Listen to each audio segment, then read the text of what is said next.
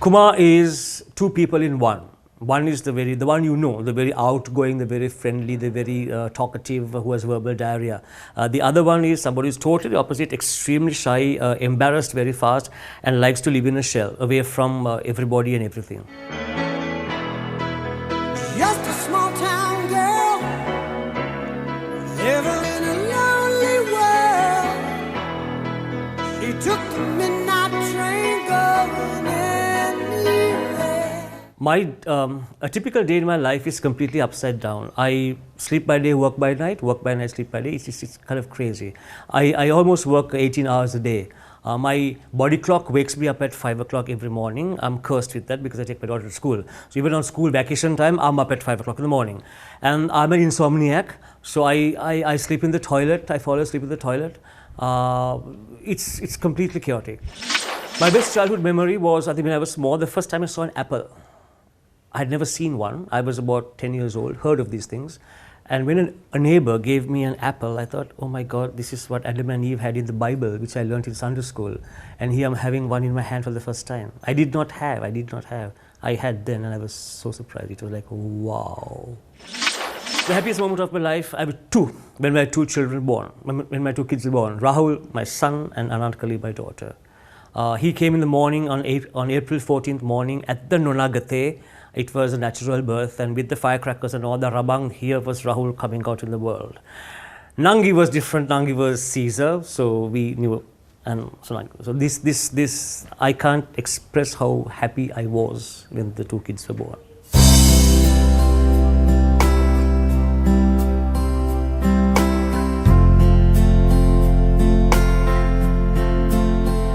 My three best qualities, that sounds very pompous, but since you asked me, I had to say it. One is, I think I help a lot of people. At times my left hand does not know what my right hand does. It's like that. I help a lot because I have come from a background, my childhood. We had a very financially difficult childhood. It was tough.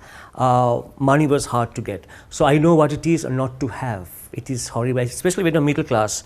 Middle class can't beg. The beggars beg anyway. But there are people who are middle class, respectable people who can't beg. And I was, in a sense, one of those people as a child. So I do help a lot of people, and no one will ever know that. Number two is, I believe I'm happy to have my head firmly stuck on my shoulders and my feet on the ground. I do lots of jobs. I do a high-profile job, as you might be knowing. But it is nice not to be arrogant, not to be pompous, not to put a fake accent, talk with a fake accent, of course. It's, talk normal Sri Lankan English for heaven's sake, and be simple, be humble. I am not, you are not. Nobody is God's gift to mankind. When you're dead and gone, you're ash, you're rotting there, worms eat you. That is reality. My third best quality, I think, it could be my worst also. I'm my worst critic. Whatever I do is not good enough for me. And that critic lives inside me with a huge magnifying glass watching me. So at all times, I'm on tiptoe. I think it's in a way good because then you don't think that you're God's gift to mankind. You always strive to how to do better and better and better. My three worst qualities are, number one, I have a foul, vile, wild temper and no one knows it. So I keep it bottled in all the time, and when I get wild, I really let go. But that happens like rarely. So it's worse because I have to keep it inside me and smile and pretend that everything is fine. Number two is, I think I'm the worst driver in Colombo. I do not have bloody patience. I get wild. Move, for God's sake, move. No, they crawl and crawl, they overtake. So I thought, fine, let me not get my second heart attack. I breathe deeply and fine, you go, just keep calm, keep calm. My third one is, I actually enjoy it. I have this huge, I suffer from OCD. Everything has to be parallel, perpendicular, at right angles, and in this house every painting is measured, everything is done, there's nothing out of place. Something goes out of place, I am very unhappy, I'm very upset. I cannot sleep in the night if the bed sheet is not perfectly tucked in, if the pillows are exactly straight on the bed, if the slippers are not kept perfectly like this, if they are crooked I don't fall asleep. Toothbrush has to be kept exactly like this, my books, everything, the clothes are all color-coded. So my kids come and they disarrange everything and then they go, it's my kids, I can't get angry. Imagine what happens to me. The weirdest thing about me, there are two things, and that's my passion for frogs and my passion for snails. I love my frogs. They are all, you'll see them later on. I love my snails. I used to eat this. I still eat snails, and I bring the shells back. So I think this is, it has been called extremely weird. It's very normal.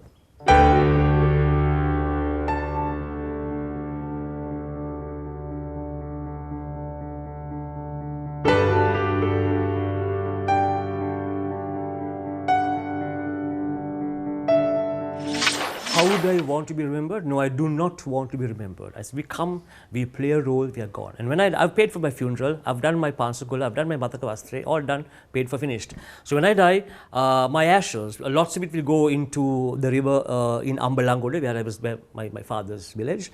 A little bit will go into a little box of matches. I told my two kids, take it, no hurry at all, take it to Paris. And on an autumn evening on the Pont de la Tournelle, facing the back of Notre Dame Cathedral, just drop this little box of my ashes into the River Seine. And every year when I go to Paris, I stand there in that same spot and I meditate. I tell myself, look, now I'm here alive, I'm breathing. I can see the water flowing underneath me. There's Notre Dame, there's the sunset in autumn evening here. And one day I'll not be here, I'll be coming in a little box of matches as ash. That is reality. That's what we all are.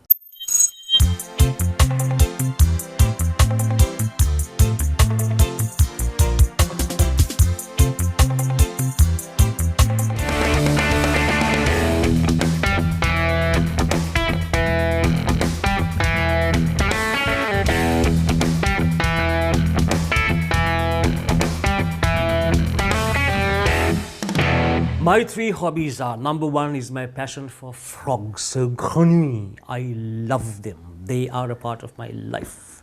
Number two, my coquilles des escargots, the snail shells from Bourgogne in France. I eat them, I bring them back, I polish them, I keep them. Number three is eating nice, hot, fire-hot pol roti with chili hot lunumiris at Golface on a banquet. I collect frogs. Once when I went to France, I went to the south of France to Montpellier, and there after Sunday lunch, people go for a walk. They don't go to sleep like we do here. It's snow and sleep. It had drizzled, and I was walking with my friends down this village path, and it had rained and stopped. But a tractor, and there was a frog that was squashed on the ground. A tractor had gone over. It was completely flat. He was like the letter X. His legs and hands out this way, flat, beautifully pressed. I brought him home, I dried him, and I framed him under glass and stuck him on the wall. Over 6 months, cumbias came and ate every part of that frog.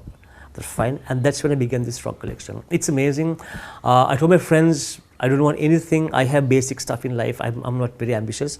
So give me frogs, and I get frogs from all parts of the world. Wherever I go, I bring frogs. They come with me on my lap, in my hand luggage, fragile stuff, and it's huge. It's become an obsession now. Bad word, I know, but can't help it.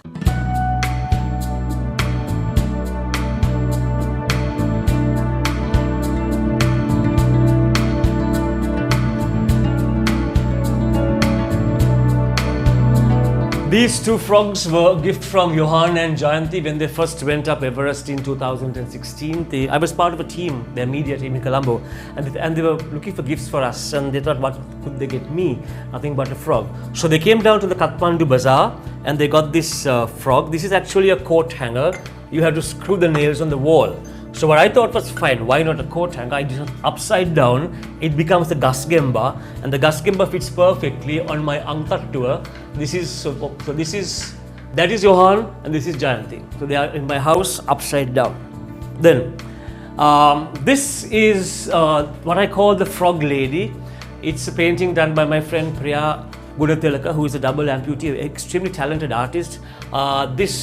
I fell in love with this the moment I saw. It's a frog woman. She's come to life and she's looking out of a window, and that is her world out there. So this is the Frog Woman by Priya G, a very well-known painter. Here I have, this is Murano blown glass, a gift from, this is called Tina. Tina is Tina Gunawardhan of the High magazine, which you all know, of course. This is Tina from one of her travels overseas, a much traveled person. And then there's also my Alut Aurudu Ayubowan frog. my friend Gerard Raymond from the USA. This comes out every April to wish people on Instagram and Facebook. This is Arut Aurudu, my Aibuan frog. And then I also have my frog ring, which has been done by ISD Fonseca of Thiesh, who is a friend of High TV and High Magazine. This is black silver with two ruby eyes. And I've also got done a lapel pin and 2 cufflinks. This again was his pattern there, design. The lapel pin and the 2 matching cufflinks, once again a creation by ISD Fonseca of Thiesh Jewelers, Colombo and Candy. And I love this. This is of course another one which came from Australia. Silver and 2 cufflinks again, which I also wear. Then there's also this other one here, which I love times when I have constipation. This one here, this frog is seated on the commode, and he says, "I am so happy I could just." This is the constipated frog who is happy and he wants. We all don't we? Then there is another one here, which is the pillbox. My French godmother, Josiane Thureau, this was her pillbox which she gifted me. So this is another one. A few of these which have stories behind them. And this is a beautiful one. So again, it's maroon. It's like the Lorelei in Germany. This frog is on this rock waiting for ships to come. Angela Seniratna is a very good friend of mine. I call her Angela Randukekka Seniratna. And this is Angie. Angie travels a lot, and this is what she got, I think, from Ireland. And the story is Angie has fixed sensors into this guy's eyes so she can see me in the house here. No one knows, I don't know, and it's a bit of a scary frog. This is the Angie scary frog.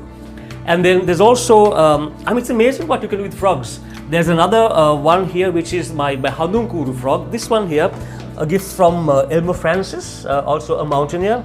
You can actually stick 2 Handunkurus, and so you can see to what extent the frogs actually they have invaded my house and my life. And then there are lots of stuff like this, ashtrays. These 2 fellows here, ashtrays here, nice ones. I don't smoke, so my ashtrays actually ornaments in the house. And then there is this one here, Kumudu. This is called Kumudu, gift from Kumudu Munasinghe. You can keep a sponge there in the pantry, but there's no sponge here. I just use it for as decor. And this is possibly my favorite one. This one here, the flea market in Paris. I think it's my first ever frog. It's chipped. There's a green dot here, and this is my favoriteest frog of them all. So my first frog technically was in this flea market in Paris near Notre Dame. I was walking there, and they had an amazing range of frogs. I didn't have much money either, so I almost worshipped that old woman. Said, "Please, I want this. I want this much," and she felt sorry for me and she gave it to me, and that's what grew and grew. I think I have about 200 frogs now. I think I haven't counted. How many frogs do I own? I think I have just around 200 frogs. I haven't counted them. They are all over in my house, in my life. The toilet, in the pantry, it's all over. So I haven't counted. The first time I went to France was about 30 plus years ago, and then I wanted to experience eating snails. And I was used to our snails here, the normal garden snail, the conical one. But the ones there are called escargot de Bourgogne. They're nice round ones, beautiful, and it's like latte colored, nice ones. And it's cooked in white wine and white sauce drunk with white wine. They look, the shape looked beautiful. So I ate 6 snails and I brought them back home. And then that's how it began. So the snails, see, they have this little mollusk inside where the flesh sticks to the shell. So you can clean and wash, but that fellow doesn't. That little piece is that little piece of flesh there.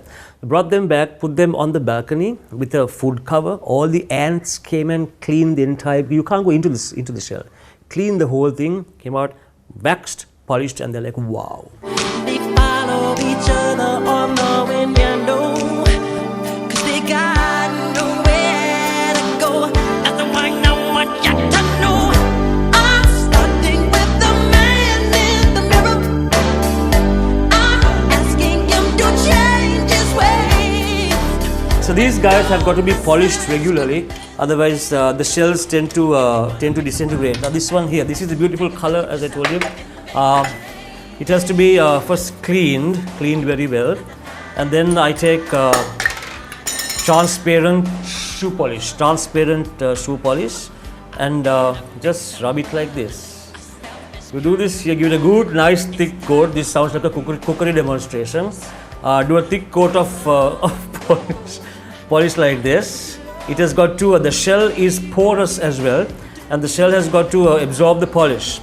So you keep it for about 1 or 2 hours. It dries very well, and after it's dry, say it's dry, totally dry, as I would polish a pair of shoes. I just take the neutral shoe brush, so I don't mix up black and brown.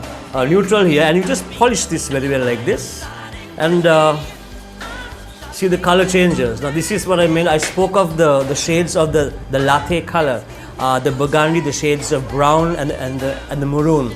So this is your beautiful shell. It's got to shine after the polish. So this is very simple process. All these, it takes a long time. About I think once a month or so, I spend the whole Sunday morning taking these out, cleaning them with a damp cloth, drying them, and then waxing them, keeping them for about 2 hours in the hot room, and then one by one polishing them, and then taking very soft cloth and cleaning them and get this beautiful shine on the shell. And this is what they should be looking like this. So I kept it on purpose to show you the before and the after.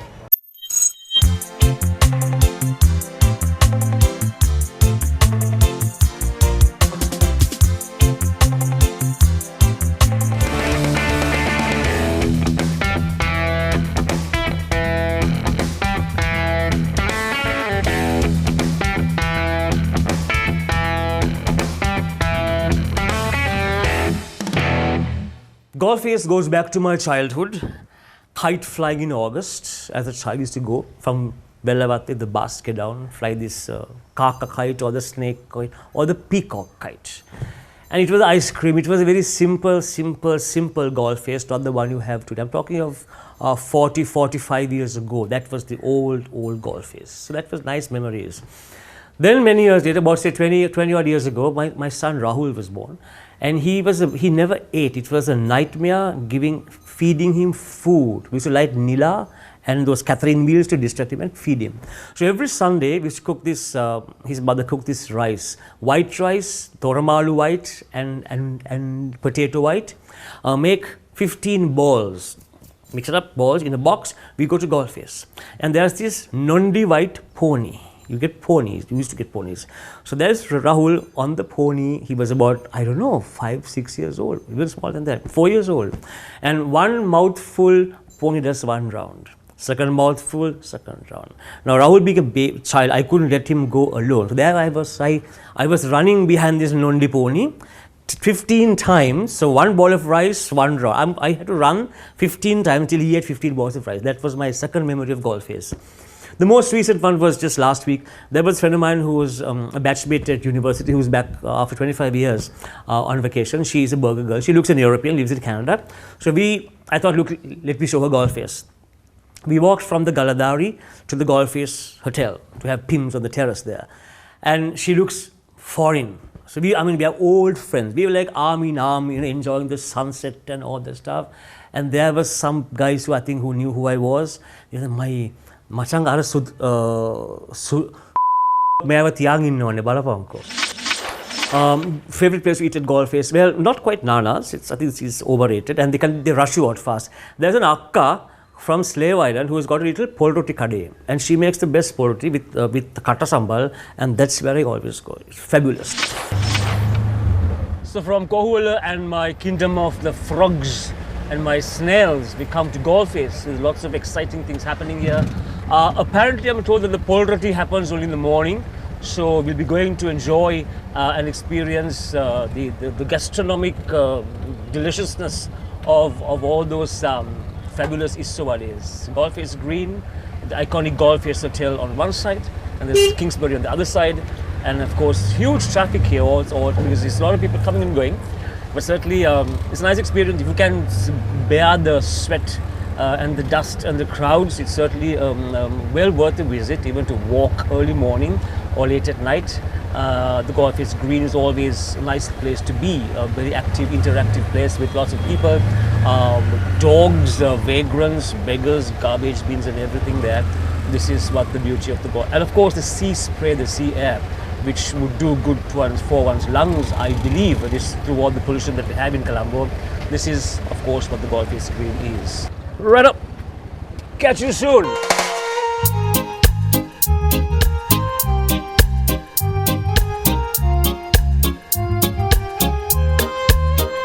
The night seems to fade, but the moonlight lingers on.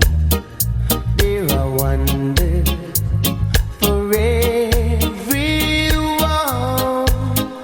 Oh, the stars shine so bright, but they're fading. The Golf Green, which goes back to 1856 when the Governor Sir Henry Ward established the promenade for the women, the ladies and children of that time. And since then the Golf Green has been the Golf Green, it has been the Golf Brown, and now it's the Brownie Green or the Greeny Brown. The Golf Green is host to a lot of people from different layers of life, from the humble beggars and the vendors and sellers, to a lot of expatriates, sports people, to families who come here from all parts of Sri Lanka to enjoy the breeze. And of course, with the changing face of Colombo, Golf Green takes on a new life. Of course, fabulous food here. Well, if you're finicky about hygiene, forget it. But if you're not, take the risk, you won't die. For God's sake, you'll have a diarrhea at the most. The rotis, the kottus are absolutely wonderful here. And these sawades. The Golf Green is, as you know, very well known for its fabulous sawades.